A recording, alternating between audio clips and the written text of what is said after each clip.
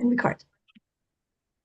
Oh, I'm so excited. Okay, so we are doing one of the little 10-minute chats with Mimi Thrasher, and we are going to talk about quality of life. You guys have all been listening to me, and I've been talking about quality of life like my head's exploding. And I decided to let other amazing people also tell you what quality of life means to them. So this is my friend Mimi, and I'm just going to ask you a very simple question, my friend. Are you ready? What is quality of life to you?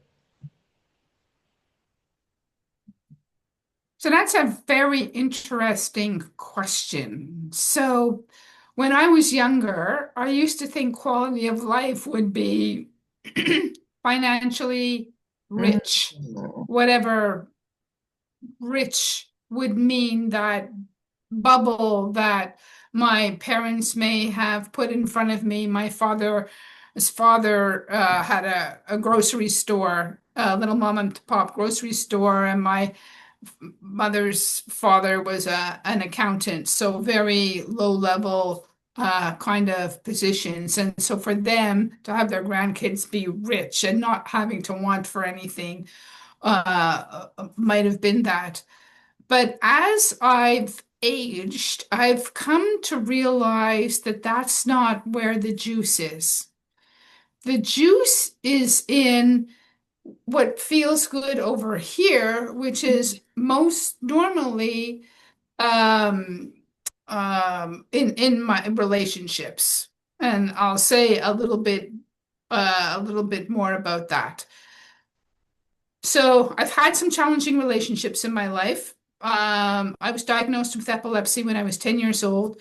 I'm pretty sure the doctors told my parents that I was retarded because my father told my brothers that I was retarded, and I didn't find this out till 3 years ago. Um, that my father thought I was retarded. Like I had no clue. But I've had some challenges with relationships, and I had in the last 20 years already come to this thing where relationships are the most important thing. But my relationships with my brothers were the only ones that were incomplete for me because I had no clue that that's what was going on in the background.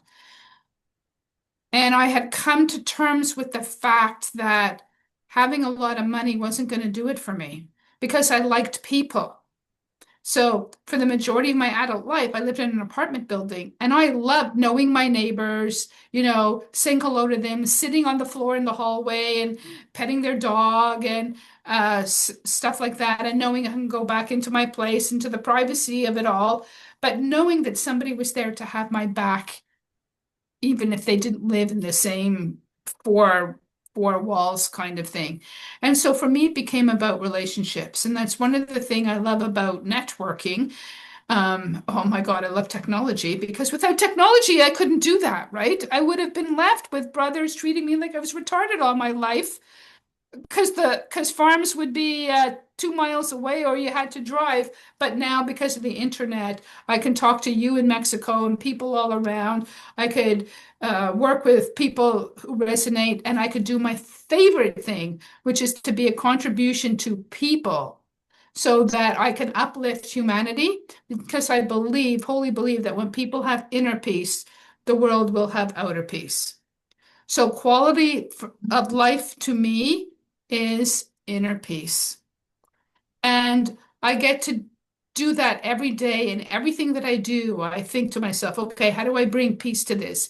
How do I give that person peace? How do I bring peace to my husband, whether he went to the dentist or he, he's retired, or whether he's thinking about the gardening in the summer and it's the middle of winter. What do I do to support him that he's walking around in that bubble of inner peace? That's it for me. I love that. You know what? Okay, so you and I've That's actually got really to what meet in person too, quality of right? life. Like we've got to meet, and I simply love that. I love, Yes. yeah, when you were younger and you said it started with financial, right? Because for a lot of people, that's like, yeah, that's, a quality of life to make sure we have enough money for when we're old. But then I love the word juice because I use juicy and delicious all the time. But it was about the relationships, about that inner peace and that connection. And I just freaking Love that. And you are so good at networking, right? Like you're an authentic person. Like even when we started this call, you're like, oh, before we get started, let me tell you something that happened and I want to honor you. You know what I mean? Like even that little bit.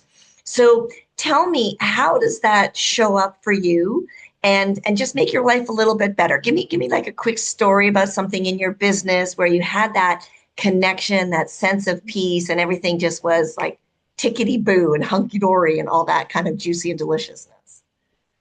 I'm going to tell you a couple of things Okay. because so this first story didn't really occur to me about who I was being till after it happened. So I go for these 30-minute walks with my neighbor, excuse me, every morning as a way to exercise. But very often, especially in the winter, on garbage day, you have a wind going and there's garbage all over the place.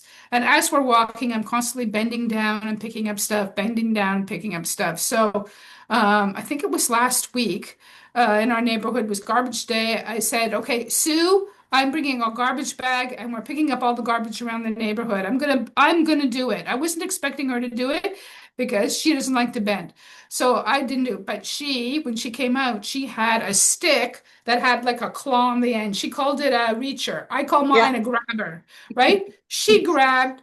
I had held the bag.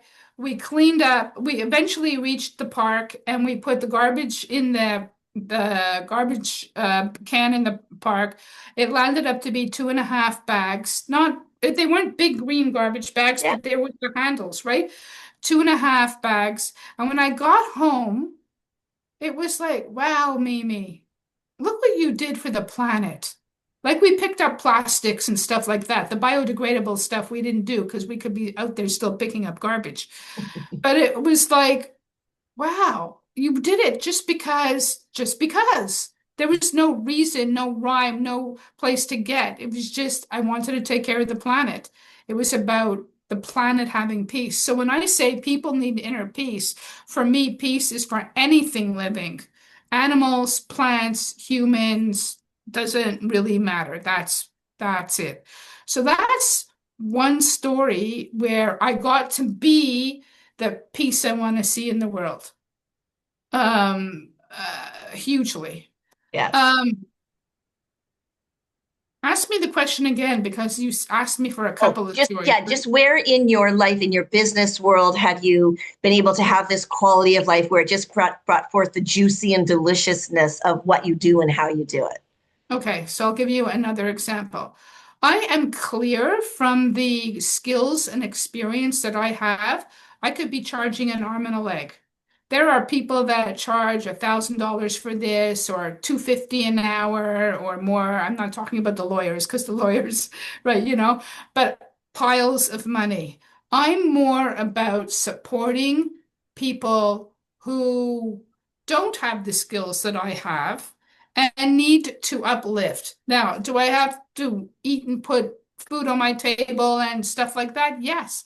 So I charge people in my business as little as I could possibly do in order to maintain a quality of life for myself, Yeah, which includes a little bit of comfort, but I don't need luxury because for me, luxury is being in a state of peace.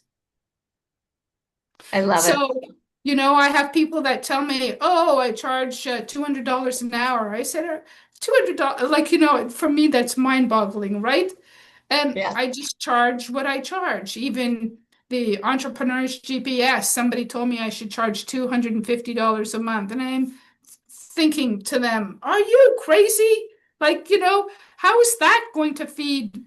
How is that really going to help people when they're more worried about whether they can afford a program than actually be in the program? So I have a really, really cheap founder's price that I am offering, right?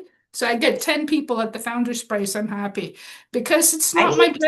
it's not my bread and butter. It's what I'm giving to other Yeah. people. And it's about giving. It's about giving. It's about giving.